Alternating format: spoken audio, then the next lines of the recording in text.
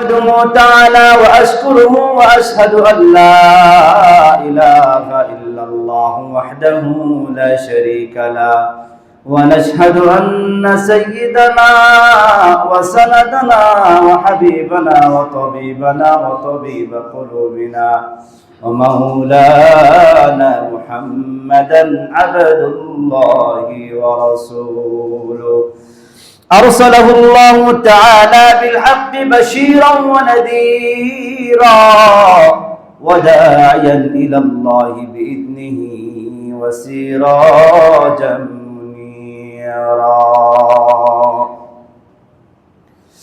أما بعد فأعوذ بالله من الشيطان الرجيم بسم الله الرحمن الرحيم رب هب لي من الصالحين فبشرناه بغلام حليم فلما بلغ معه السعي قال يا بني إني أرى في المنام أني أذبحك فانظر ماذا ترى وقال النبي الكريم المصدوق صلى الله عليه وسلم يا أبت افعل ما تؤمر ستجدني إن شاء الله من الصابرين وقال النبي الكريم المصدوق صلى الله عليه وسلم هذا سنة أبيكم إبراهيم أو كما قال عليهم الصلاة والسلام صدق الله العلي العظيم وصدق رسوله النبي الكريم ونحن على ذلك من الشاهدين والشاكرين والحمد لله رب العالمين محترم حاضرین আল্লাহ তাআলা দরবারে লাখ কোটি শুকরিয়া যে মহান আল্লাহ তাআলা আমাদেরকে অত্যন্ত ভালোবেসে মহব্বত করে আশুলিয়া পশ্চিম পাড়া মসজিদে আলোচনা শোনার মানব আদায়ের জন্য আসার বসার তৌফিক দান করেছেন। সেজন্য আমরা রব্বে কারীমের দরবারে কালিমাতুশ শুকর আদায় করছি আলহামদুলিল্লাহ। মুহতারাম হাজিরিন, আল্লাহ পাক রব্বুল আলামিন আমাদের সবার জীবনে কম বেশি ছোট বড় ফিতনা আছে না নাই? পরীক্ষা আছে না সবার জীবনে? সবার জীবনে পরীক্ষা আছে। অসুস্থতা দিয়েও পরীক্ষা করেন আল্লাহ তাআলা, সম্পদ দিয়েও পরীক্ষা করেন, সম্পদ না দিয়েও পরীক্ষা করেন। যারা উত্তীর্ণ তারাই সফল কাম। সেই জন্যেই রাসূলুল্লাহ সাল্লাল্লাহু আলাইহি ওয়াসাল্লাম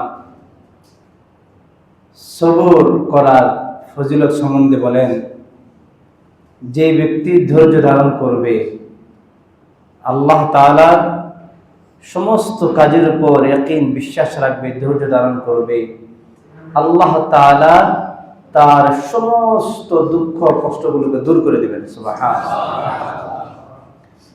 কোরআনের মধ্যে আল্লাহ তাআলা বলেছেন, তোমরা যদি বিপদে পড়ো তাহলে কি পড়বা? ইন্না লিল্লাহি ওয়া ইন্না ইলাইহি রাজিউন পড়বা। আর ধৈর্যের মোকাবেলা করবা, মুসিবতের মোকাবেলা করবা ধৈর্য আর নামাজের মাধ্যমে। কিসের মাধ্যমে? ধৈর্য আর নামাজের মাধ্যমে। তো সেই জন্য একজন ঈমানদার, একজন মুমিন,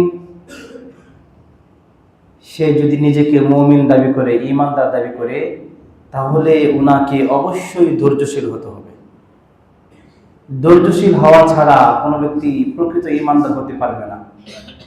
আল্লাহ তাআলা বলেছেন ওয়াবাশশিরিস সাবিরিন, যারা ধৈর্যশীল তাদেরকে জান্নাতে সুসংবাদ দাও। সুবহানাল্লাহ। আমরা অধৈর্য বেশি, দিশেহারা বেশি, পেরেশানি বেশি, হতাশা বেশি, মানে একবারেই হতাশ হয়ে যায়। রাসূলুল্লাহ সাল্লাল্লাহু আলাইহি ওয়াসাল্লাম বলেছেন, আল্লাহ তাআলা তার প্রিয়ভাজন বান্দাদেরকে বেশি পরীক্ষা করেন। সেই দৃষ্টিকোণ থেকে নবীজি সাল্লাল্লাহু আলাইহি ওয়াসাল্লাম বলেছেন, পৃথিবীর মধ্যে সবথেকে বেশি পরীক্ষিত হয়েছে হলো নবী এবং রাসূলগণ, এবং নবী রাসূলদের মধ্য থেকে সবার থেকে বেশি পরীক্ষা হয়েছে আমি নবী মুহাম্মদ সাল্লাল্লাহু আলাইহি ওয়াসাল্লাম। আল্লাহ তাআলা আমাকে বেশি পরীক্ষা নিয়েছেন। সেজন্য পরীক্ষা উত্তীর্ণ হতে হবে। পরীক্ষা যদি উত্তীর্ণ না হই তাহলে দুনিয়ার জিন্দেগি বরবাদ, আর পরকাল তো আছে। হাদিসের বুখারী শরীফের প্রথম নম্বর হাদিসের মধ্যে ইমাম বুখারী রাহমাতুল্লাহি আলাইহি বলেছেন নিয়তের বিষয়টা, ইন্নামাল আমালু বিন্নিয়াত ওয়া ইন্নামা লিকুল্লি ইমরিইম মা নাওয়া ফামান কানাত হিজরাতুহু ইলাল্লাহি ওয়া রাসূলিহি ওয়া মান কানাত হিজরাতুহু ইলা দুনিয়া। নবী সাল্লাল্লাহু আলাইহি সাল্লাম বলেছেন নিয়ত যার ঠিক থাকবে, সমস্ত কাজ, প্রতিটা কাজ, ছোট থেকে বড় কাজ, প্রত্যেকটা কাজ যখন নিয়ত ঠিক থাকবে তখন আল্লাহ তাআলা ওই ছোট কাজেরও বদলা দিবেন। সুবহানাল্লাহ। ছোট কাজ আল্লাহ তাআলার কাছ থেকে যদি আমরা বিনিময় চাই, কোনো কাজের প্রতিদান চাই, তাহলে 1 নম্বর শর্ত হলো নিয়তকে খালেস করা। কি করা? নিয়তকে খালেস একমাত্র আল্লাহর